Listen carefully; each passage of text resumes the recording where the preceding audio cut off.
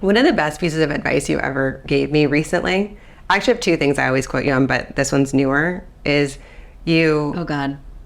Are you scared? Yeah. You're like, you said your friends are allowed to get on your nerves. Because what happens is sometimes you're so annoyed with something that happened, and the person is like just, and it's not even maybe the person, but with your own stuff, you're so annoyed, and we tend to want to raise the stakes all the time to be like, they're good or they're bad or this was wrong or this was right, and there's so much injustice collecting in that, and then all of a sudden, if you're collecting injustice, you think you're God. That's just, there's no other way around it. And so all of a sudden you're God because everyone's wrong or right or whatever. And so then all of a sudden when your high and mighty feelings about yourself start to melt, as they will always do, and you kind of come down to earth and realize you're not God and everyone's a person, you realize that, oh, they were on my nerves, and that's actually what rattled me up. Yeah.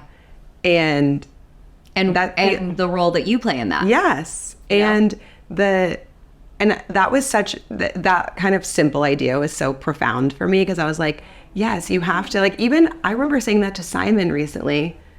For those of you who don't know Simon, he is my baby daddy. And I was like, he's saying something to me, and I was like, I don't want to talk. And he's just like, and then he's trying to make it something deeper. And I was like, it's actually not deep. You're just on my nerves. Yeah. And that was liberating, like, to say, because you have, and it was relatable. Like, all of a sudden to him, he's like, oh, I got it. And then like a week later, it'd always be like, am I on your nerves right now? You're very Simon. I'm very Simon. Yes. And I was like, but it was such a, it was a care tool. Like, I was like, oh, like acknowledging that you're on my nerves. You're not, but that doesn't mean that it's changing our relationship, or it's changing our this, or it's doing any of those things. Yeah. That was like kind of profound for me, because I think a lot of the times I'm like, this was on my nerves, and now I have all these decisions about what our relationship is or isn't, or how they do or don't fundamentally understand me or not, or whatever. And in that becomes kind of isolating. Yeah. And then you're kind of, someone's a villain and someone's a hero, and that dynamic's annoying. The hero villain game is very real. It's an easy trap to fall into. Yeah. And going back to what you were saying about people always challenging you, Sister Outsider is also one of my favorite books of essays. And I don't remember which essay it was, but Audre Lorde said, and I will never forget it, that you will constantly, over and over, be challenged to leave yourself. And that's actually not a bad thing. That is a part of life, and it carves you even deeper into who you are as a person. And that is something that has stuck with me since I read it, because I stopped looking at it as a bad thing. Yeah. I stopped walking in the world and feeling taken down every time I felt someone didn't see me, or like I was being asked to do something that I didn't want to do, or maybe even fell in to being in a situation that wasn't serving me. Yeah. It ends up serving you, because you go even more into yourself, knowing that that is not right for you. I remember doing a meditation one day, and the person talking was saying, and if you wandered, like, because obviously you're trying to meditate, and all of a sudden it's like, oh, the groceries, the laundry, and she's like, and if your mind has wandered away from presence, know that homecoming is always available.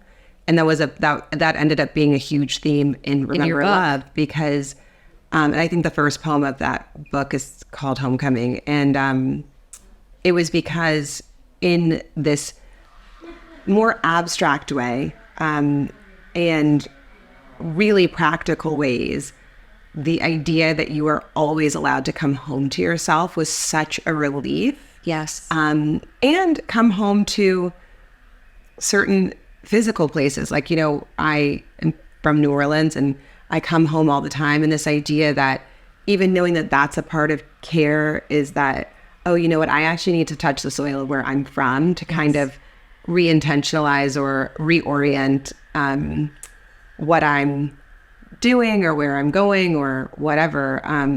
And this idea that if I'm, being high and mighty and judgy and whatever, that like there's something in me more beautiful that I can go home to. Yeah. Than like kind of living in the little like ugly balloons that float up. And it's always there inside of you. You can always, you write a lot about that. Yeah. And I believe that in the first page of your book, your first essay is being lost. Yeah. And that was so powerful to me.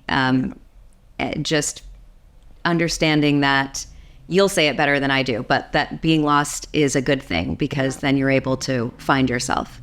Well, and the pathway back to self is, you know, I mean, it might be laborious and it might be, you know, muddy and grueling, but it's shimmery. That is the kind of magical thing, is that if you can get back to yourself, that's where the aha that yourself is always there comes in. And there was this one part of Remember Love where, and it's weird because I'm not usually someone where I'm like, oh, I've got a favorite page of a book, but I did have this one favorite page of the book, because as I was writing this book, this one thing kept coming to me, which was the voice of the guy in the old Motel 6 commercial where he'd be like, "We'll leave the light on for you." And I was like, why do I keep thinking about this guy, this voice, I was seeing every commercial, because remember all the commercials were different, and be like, we're in the car, da, da, da, da. And then it'd be like the motels and the distance and the thing. And at the end, it was always like, you know, Motel 6, we'll leave the light on. And this idea that you are kind of, you know, this kind of safe way on a dark highway is your life. Like, is that you get on these roads and things are so dark and they seem so scary, and the light in the distance seems so faint. But believing that it's there because maybe there's some inner GPS or inner roadmap that said, I know that there's a Motel 6 that's just like 20 miles away, and like as you get closer, you're like, I think I see it in the distance, but for a while you just have to believe it's there because, you know, the maps told you it was there. Yeah. And then to just say to yourself, we'll leave the light on for you, became like my greatest meditation for this book, because, you know, as you remember, even when this book came out, when, you know, the kind of conflict in Israel and Palestine became so gigantic, and it was really a tough time to want to gather. And I mean, it came out within the week of October 7th, and I just remember being like, it's really hard when the world is so sad and it's so tough and it's so conflicting and violent and complicated and awful, that to be like, and here's my book on love. Like, it was really a tough time. And I remember as I was on the tour, because I was like, I wanted to be really responsible with how I gathered people and made them feel like every place was safe for however they felt about anything that they were going through or feeling. But, you know, I remember at the time being like, oh my God, how am I going to do this? Like, I was scared. I mean, you remember, I was like,